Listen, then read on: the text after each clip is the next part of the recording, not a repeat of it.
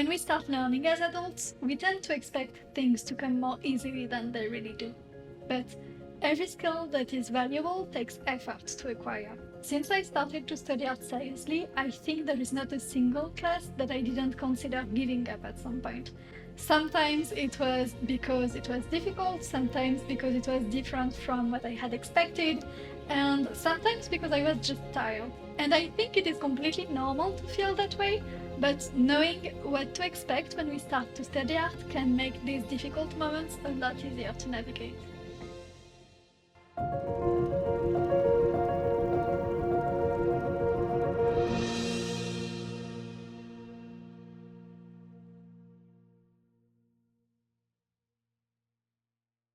Welcome back, my name is Julie, I am here as a new Masters Academy student ambassador of craft, and in this video I am going to share 3 things to help you sustain your artistic journey. These are things to help you navigate the difficult moments in your art learning, and if you want some help to implement them, I have put together a set of free resources that you can find in the description under this video. The first one is to get familiar with the learning curve. Typically, when I start a class, I am very motivated, excited to go through the lessons and assignments, and after the first few lessons, as I approach the middle point of the class, I start to have doubts. This is a moment where I start to ask myself if the class is worth pursuing. I often consider quitting. I just want it to be finished and I want to move on to the next class, where I would have the exact same crisis at the exact same moment. This is what we call the motivation dip, and it is something completely normal to have, but knowing about it and expecting it can allow you to not identify with that feeling. One thing you can do to prepare for this motivation dip before it happens is that before taking a class, take some time to write down your motivations, what excites you, what it is about this class that makes you want to take it, what skills you think it is going to provide you with, and how are these skills related to your artistic goals. This way, when you start to have doubts, to find reasons to stop, you can revisit this and remember your initial purpose. Remember that this is just a feeling, this is a completely normal part of the learning process, and most importantly, it is going to be exactly the same with your next class. So there is no point skipping the end of a class to avoid this feeling, because all you're going to do is start something new and shiny where you are going to encounter the exact same feelings again and again and not make real progress. And you can't make real progress until you go through this. You really have to take it one moment at a time, and depending on your personality, you can be motivated in different ways. Some people are motivated by the amount of work that they have already produced. If you're like that, you can look back at the work you've done since the beginning of the class and feel this sense of achievement and find a new motivation to continue there. Other people, they prefer to see what is left and how little work they still have to do. So if you're like that, or if you're approaching a moment where it makes more sense for you, you can think, okay, this is a 10 weeks class, I have already done 6, I am feeling tired now, it is getting difficult, I just have 4 weeks left to do. It is not that much. So try to see which one motivates you the most and hold on to it in order to finish the class. But at the end, you just have to take it one lesson at a time, and sometimes the best thing is to not think at all about the amount of work that you have to do in this class, in future classes, or in your life to become the artist that you want to be. You just have to take it one assignment at a time, one task at a time, and you are only going to make progress. And when you just can't find any motivation, trust the structure.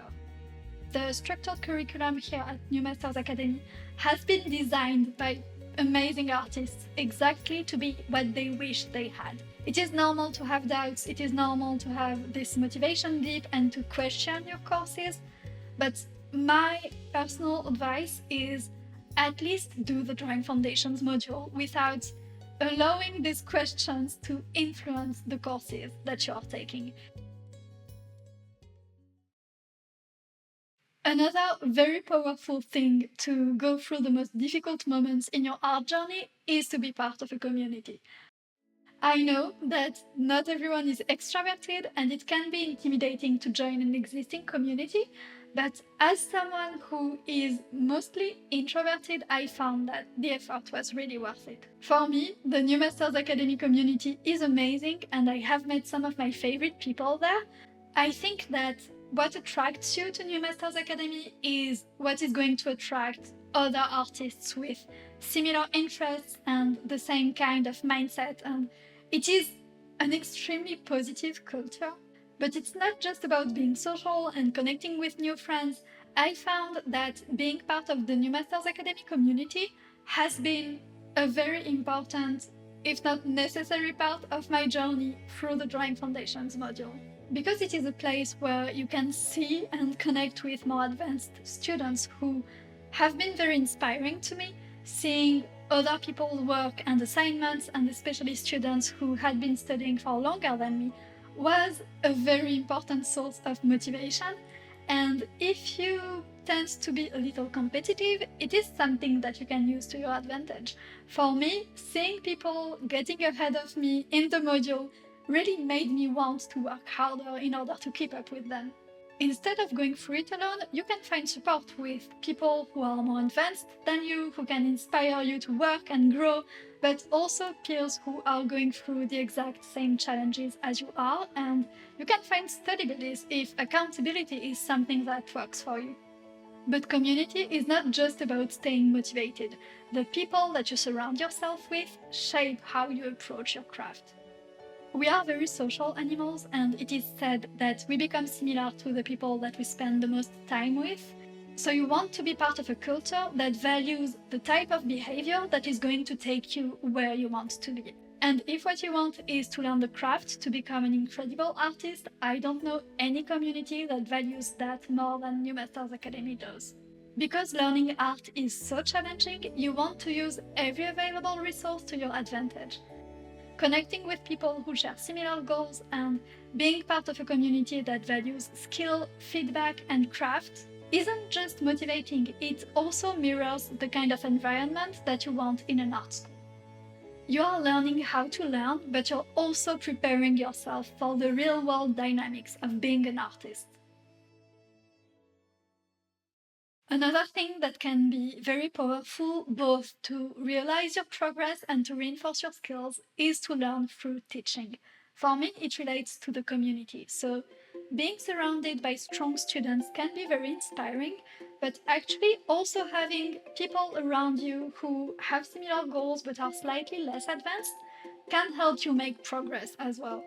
And I don't mean that you have to become an actual teacher or to start a class or workshop, but simply trying to explain the concepts that you learn can be extremely beneficial to you. And you don't have to have fully mastered the craft to do that. Sometimes the best explanation doesn't come from a master, but from someone who is just a few steps ahead of us. There is a lot to gain by being active and helpful in the community, because explaining something to someone forces you to really deepen your understanding of that concept. Because putting something into words is extremely difficult, it also allows you to retain information better. There is a saying that I really like, that you don't fully understand something until you are able to explain it to a 5-year-old. Going from studying something to explaining it can feel like a big jump, but I truly believe it is the most powerful thing you can do as a student. There is also a lot to gain by giving critiques, and you don't have to share them, it can be just in your head, but trying to critique works from other students and even masterworks does a lot for your analytical skills. It forces you to see what skills or elements matter most to you, and sometimes to make something conscious that you didn't realize before. You're going to recognize some mistakes, some patterns, and also see things that are working well that you want to implement in your own work that you might not have noticed if you hadn't taken the deep look that it takes to critique the work. This habit of explaining, critiquing, and reflecting helps you transition from being a passive student to an active practitioner. These are skills that every artist needs to keep developing.